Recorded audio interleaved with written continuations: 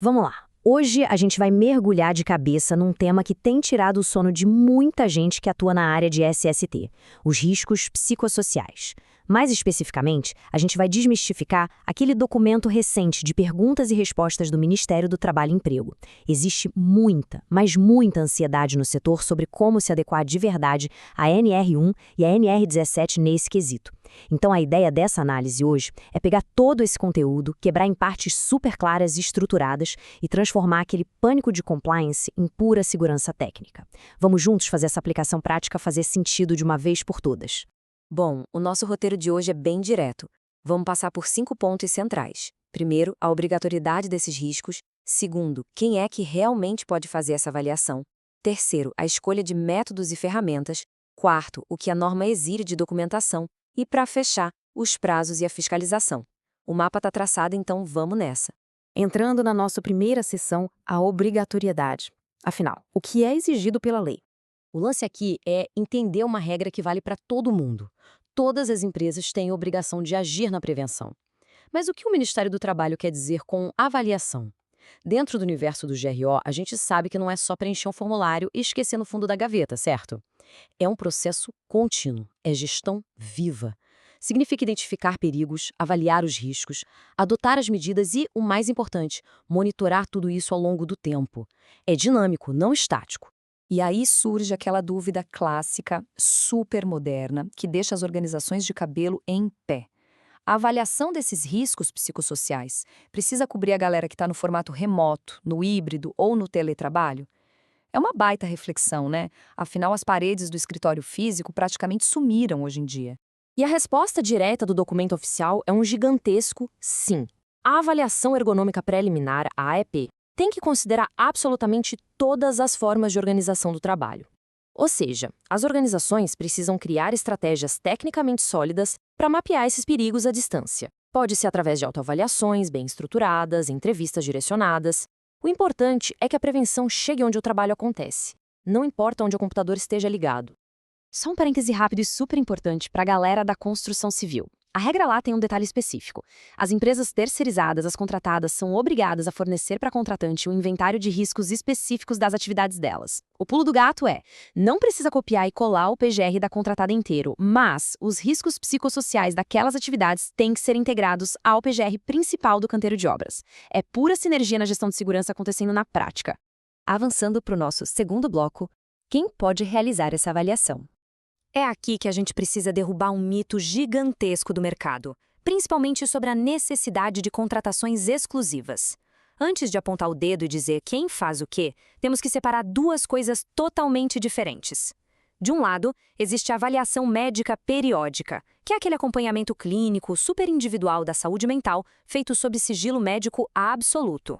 Do outro lado, a gente tem a avaliação de riscos ocupacionais, que olha para a organização do trabalho e para o ambiente.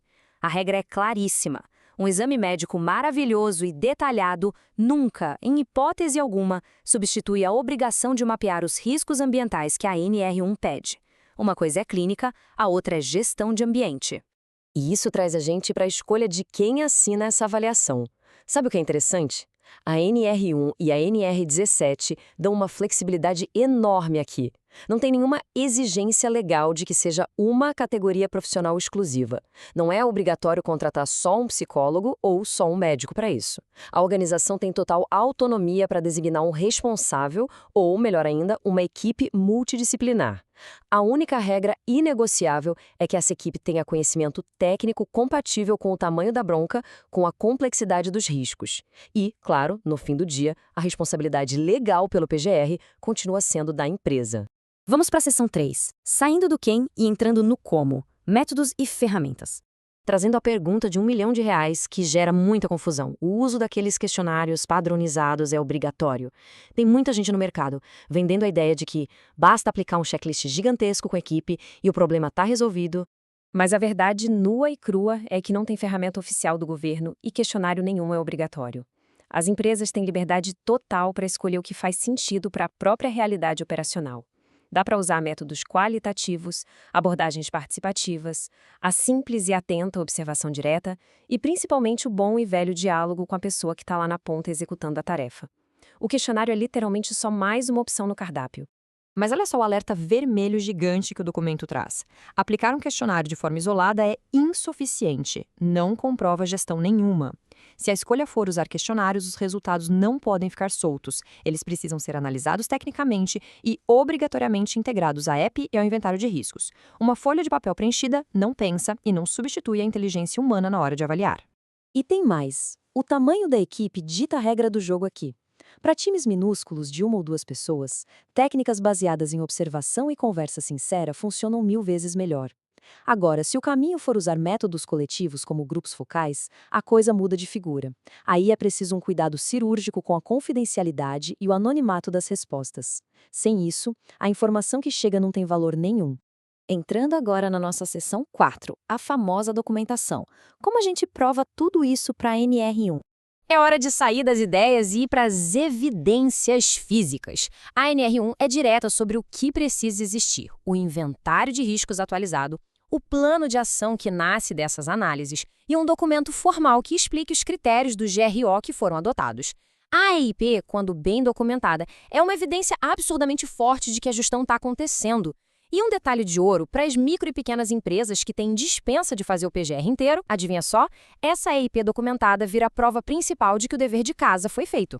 Com tanta coisa para documentar, bate aquele pânico natural de errar o formato, né? E a pergunta que sempre surge é: tem alguma planilha oficial do governo? Algum modelo obrigatório que a gente tem que baixar e preencher? Podem respirar aliviados porque a resposta é não. Não existe camisa de força aqui. A organização é quem manda no formato e no layout da documentação, desde que os requisitos da norma estejam lá dentro. Quem tiver meio perdido e precisar de inspiração, o manual do GRO tem uns exemplos ótimos, mas eles são só isso, referências, não uma regra cravada em pedra. Chegamos então à nossa reta final, a seção 5, prazos e fiscalização. O momento da verdade. O trabalho passa longe de terminar quando a impressora cospe o documento final. Sobre os prazos para revisar tudo isso, a arquitetura geral da NR1 se aplica 100%. Não criar um calendário paralelo só para os riscos psicossociais. É o fluxo normal de gestão. Teve mudança no processo de trabalho? Aconteceu algum incidente? Isso funciona como um evento gatilho e tem que revisar na hora. Se nada disso acontecer, a regra de ouro permanece. Revisão sistemática a cada 2 anos, no mínimo. E quando a fiscalização bater na porta? Omitir os perigos vai dar problema e gerar multa, fato. Mas o grande alívio é entender que o auditor fiscal do trabalho não vai chegar exigindo a ferramenta X ou a metodologia Y.